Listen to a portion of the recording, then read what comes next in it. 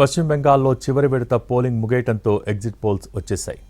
4 రాష్ట్రాలతో పాటు కేంద్రపాలిత ప్రాంతం పుదుచ్చేరి అసెంబ్లీకి జరిగిన ఎన్నికల్లో గెలుపోటములపై ఆయా పార్టీలు, అభ్యర్థులు లెక్కలు వేసుకుంటున్న వేళ వివిధ సంస్థలు సర్వేలు నిర్వహించి ఎగ్జిట్ పోల్స్ వెల్లడించాయి.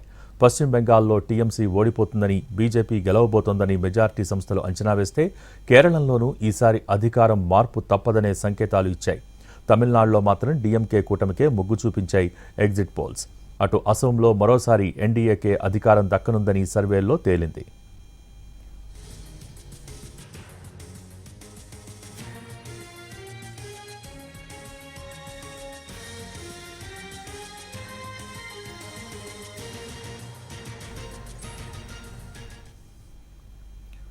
పశ్చిమ బెంగాల్లో మరోసారి అధికారం దక్కించుకోవాలన్న టీఎంసీ అధినేత్రి మమతా బెనర్జీకి ఈసారి భంగపాటు తప్పదన్నట్టు ఎగ్జిట్ పోల్స్ ఉన్నాయి.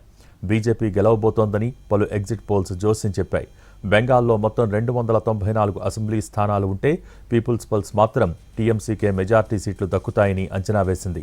పీపుల్స్ పల్స్ సర్వేలో టీఎంసీ 177 నుంచి 187 సీట్లు దక్కొచ్చని, బీజేపీకి 95 నుంచి 100 సీట్లు వస్తాయని అంచనా వేసింది. అయితే మ్యాట్రిజ్ ఎగ్జిట్ పోల్స్ ప్రకారం బీజేపీకి ఏకంగా 146 నుంచి 161 సీట్లు రావచ్చని లెక్కలు ఉన్నాయి. టీఎంసీకి 125 నుంచి 140 సీట్లు రావచ్చు. పోల్ డైరీ సర్వే కూడా బీజేపీ వైపే మొగ్గు చూపించింది. బీజేపీ 142 నుంచి 171 స్థానాలు కైవసం చేసుకుంటుందని పోల్ డైరీ వెల్లడించింది.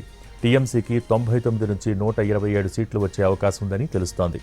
ఎగ్జిట్ పోల్స్ నిర్వహించిన ఈ సంస్థలన్నీ బీజేపీ, టీఎంసీ మినహా ఇతర అన్ని పార్టీలకు కలిపి సగటున 5 నుంచి 10 లోపే సీట్లు వస్తాయని అంచనా వేశాయి.